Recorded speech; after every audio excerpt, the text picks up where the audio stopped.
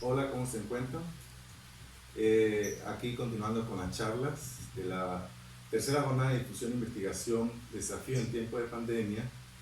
Eh, Les habla el autor del siguiente trabajo, que mi nombre es Antonio Zúcar Guillermo, soy médico pediatra, neurólogo infantil y estudiante del doctorado de educación de la UPEL. Como coautora, como lo indica la lámina, se encuentra la doctora Yulmaira Moreno Camacho. Los dos traemos lo que es la caracterización clínica de los trastornos del espectro autista en el estado Mérida durante el año 2000 a 2021.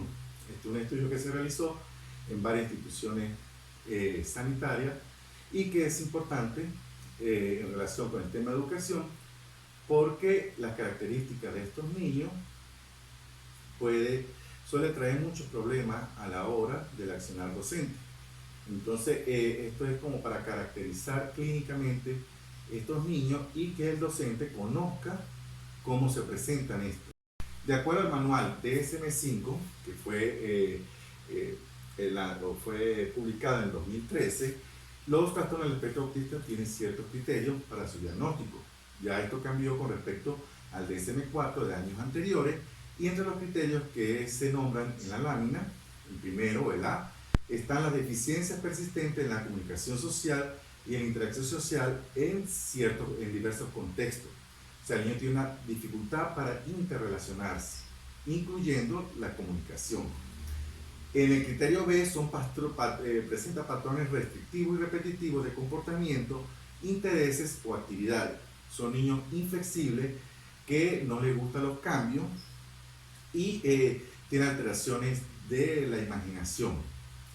En el criterio C, los síntomas deben estar presentes en la primera fase del periodo del desarrollo. Generalmente se diagnostica posterior a los 36 meses, pero depende del grado de autismo que tenga el niño. Se puede hacer el diagnóstico antes o presentarse signos de alarma o de alerta.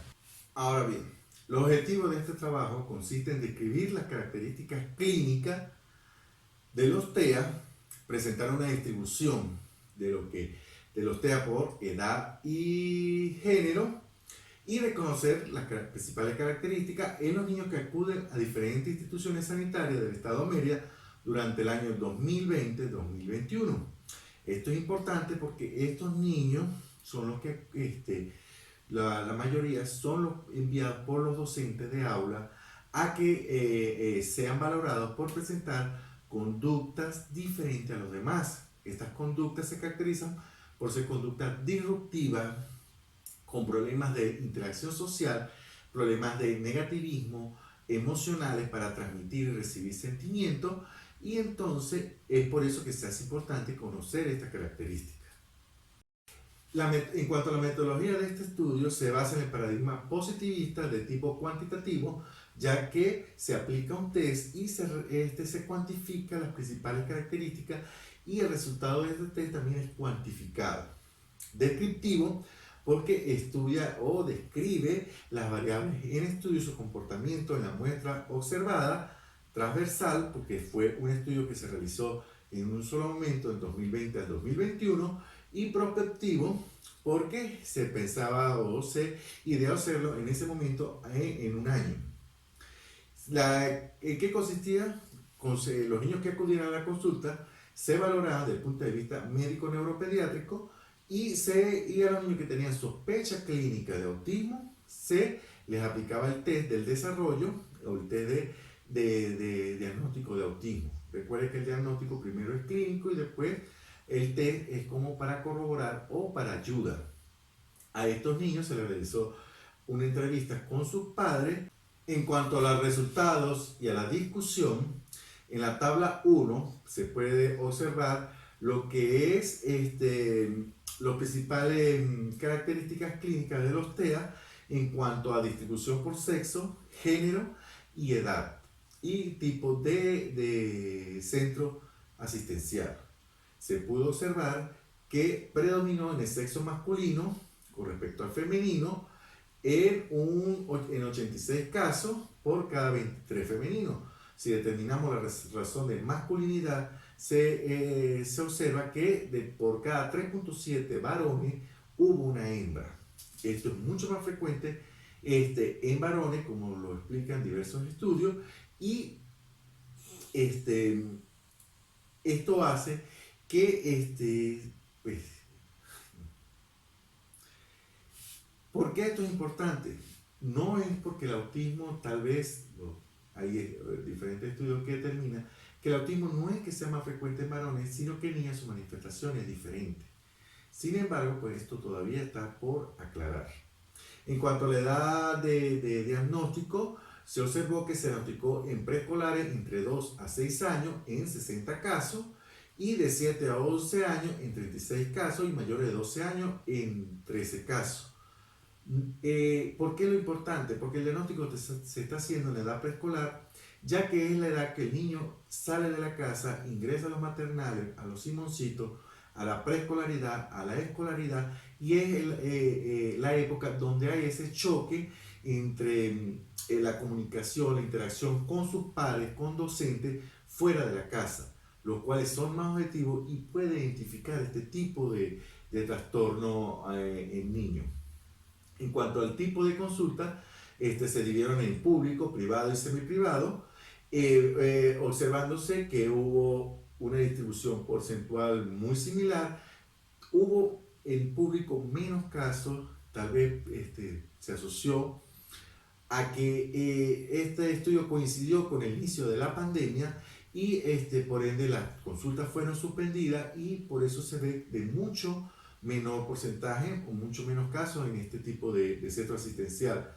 Sin embargo, esto nos orienta a que el trastorno del espectro autista no es un trastorno que sea específico de un nivel social. En la tabla 2 podemos observar cómo la escala de evaluación de autismo que se utilizó, según la escala, se recogieron información sobre diversos antecedentes, sobre todo en la que es aceptación de los padres y antecedentes familiares. Esto es importante porque se ha determinado que muchos factores culturales y familiares genéticos influyen en el diagnóstico, evolución y pronóstico de estos niños. Sin embargo, podemos observar que hubo aproximadamente un 40,33% en padres que presentaron negación, o sea, casi la mitad de los padres se negaron o tenían negación al momento del diagnóstico.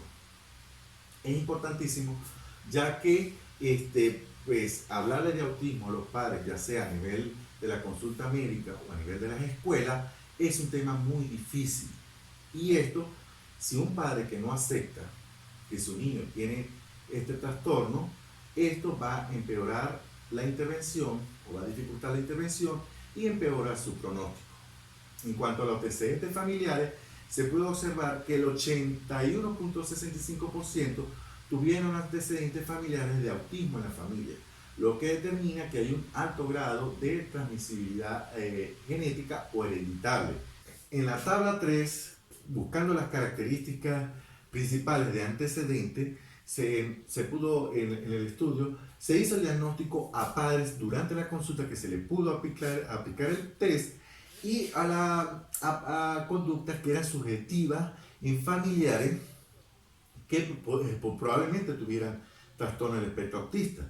Claro, este segundo criterio es mucho más subjetivo porque no se aplicó directamente el test, sino se pudo inferir por la entrevista.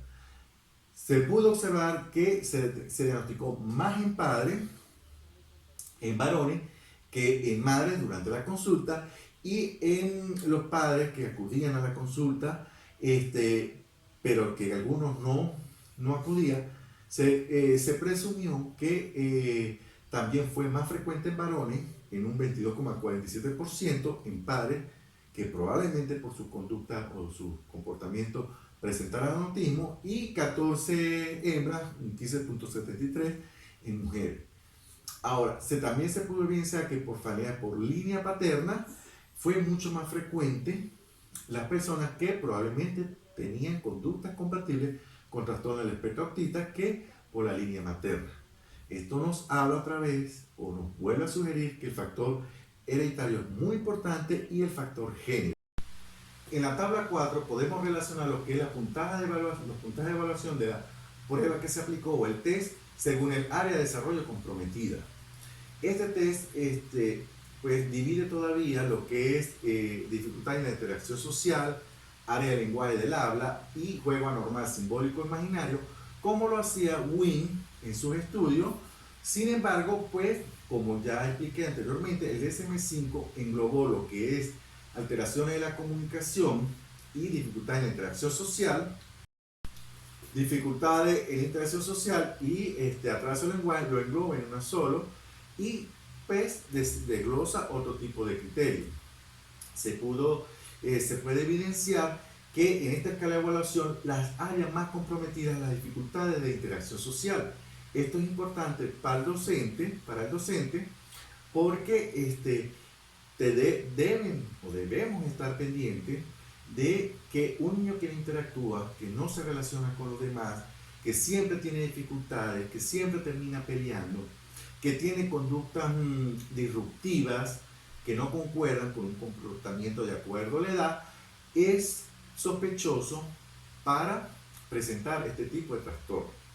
La segunda área comprometida fue el atraso del lenguaje y del habla en un 26,04% y el juego simbólico o imaginario en 26%. Sin embargo, se puede determinar que, como veremos en el cuadro más adelante, hay diferencia en cuanto a autismo leve, autismo moderado y autismo severo. En la tabla 5, que corresponde a la distribución de los tipos de trastorno del espectro autista, según la escala de evaluación, esta escala pues nos orienta de qué grado de autismo tiene según las características clínicas. De 109 casos, 1 con la aplicación del test se descartó. Sin embargo, se siguió vigilando porque tenía la sospecha clínica alta de presentar características. En cuanto a los casos leves, observamos que fue el grupo de mayor predominancia en 63,3%, en el caso moderado en 34,9% y solo un caso severo de 0,9%. Esto es porque es importante, porque los grados leves son los que menos se diagnostican. Entonces, para el docente es importantísimo porque estos niños van a llegar sin un diagnóstico a la escuela. Y a la hora de este niño comenzar a interrelacionarse con sus pares, le va a traer muchos problemas y comienzan a plantearse que si hay problema de conducta, que si es influencia de la casa, que si es la crianza, y debemos estar pendientes, o deben estar pendientes los docentes, de que se debe estar relacionado, puede que esté relacionado con los TEA. Ahora, de estos grupos se observó que el área de interacción social tuvo mayor compromiso en los TEAs leves y en los TEAs moderados. Y las áreas, incluso en el severo, el área con mayor compromiso fue el área de interacción social. Sin embargo, se pudo observar que hubo solamente un grupo en 4 pacientes donde hubo un equilibrio entre el área de interacción social y juego anormal y simbólico. De resto, en la mayoría pues predominó fue la dificultad en la interacción social.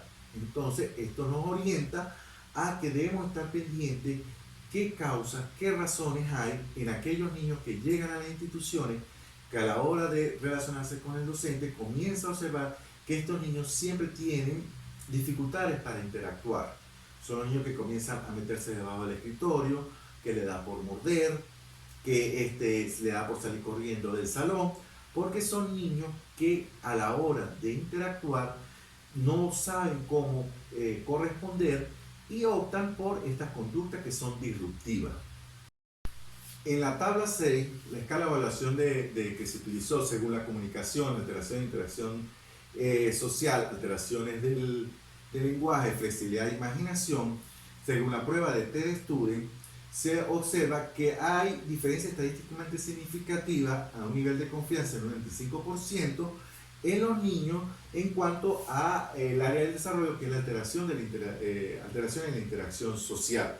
Esto nos dice que esta característica fue la más sobresaliente en la media del grupo de pacientes que se estudió. En cuanto a las conclusiones, podemos inferir que los trastornos de espectro autista son trastornos del neurodesarrollo, donde el DSM-5 del 2013 lo caracteriza por problemas de comunicación, de interacción social y alteración del juego simbólico. Ya no es lo característico de la típica triada de Wien, donde lo clasificaba estas áreas en diferentes. Ya ellos unen lo que es alteraciones de la disfunción social y alteraciones del lenguaje, ya que el lenguaje es muy importante para la interacción. Entonces lo engloban en uno solo y dejan otros criterios, como lo mencioné al comienzo, en la introducción, como criterios para el diagnóstico de este tipo de trastorno. Otra de las conclusiones es que estos síntomas deben estar presentes en la primera infancia. Generalmente se hace el diagnóstico a partir de los 36 meses, pero hay signos de alarma que se pueden presentar antes. Sin embargo, el autismo, que es más profundo, el diagnóstico se puede hacer mucho más temprano. Otra de las conclusiones importantes es que la valoración de los pacientes con TEA debe ser por un equipo integral, de evaluación integral, que corresponde en cuanto a la parte médica al neuropediatra, al psiquiatra, y en cuanto a la parte educativa, el docente es el que sospecha. Sin embargo, pues yo sugiero que no deben dar diagnóstico, esperar que sea valorado por el médico, pero quien debe referir identificando estos síntomas y signos clínicos. También es muy importante el reporte del psicólogo, el psicopedagogo y los reportes o las referencias verbales tanto de padres como representantes que conviven con el niño. También concluimos que este estudio puede complementarse con diversas test de cribado. Sin embargo, la sospecha clínica es la más importante y estos test pueden ser muy sensibles y específicos. Sin embargo, la sospecha tanto del docente, de los diferentes actores educativos y del médico es a donde se llega el diagnóstico definitivo. Como conclusiones generales, podemos decir que los rasgos más característicos del TEA en este estudio fue alteración en la dificultad de la interacción social, mucho más frecuente en el sexo masculino, que se identificó más frecuente en la edad preescolar, como explicamos, por ser la edad donde el niño comienza a socializar fuera de casa. No está asociado a un estrato social, y cerca de la mitad de los padres están en una fase de negación, lo cual puede empobrecer su diagnóstico o su pronóstico, perdón. El factor genético es importantísimo, cerca de un 81.65%, por lo que se debe investigar antecedentes familiares de padres con TEA. En cuanto a las recomendaciones, se recomienda sensibilizar a las autoridades tanto sanitarias como educativas sobre la importancia del abordaje de los trastornos del espectro autista, la identificación temprana y conformar en las diferentes instituciones educativas equipos multidisciplinarios que se encarguen de la atención de estos niños. La valoración integral es importante para un diagnóstico certero temprano que involucre la valoración clínica, las pruebas estandarizadas y las referencias tanto de padres como docentes. Bueno, hasta acá la charla sobre caracterización de los trastornos del espectro autista. Cualquier pregunta, estoy a la orden.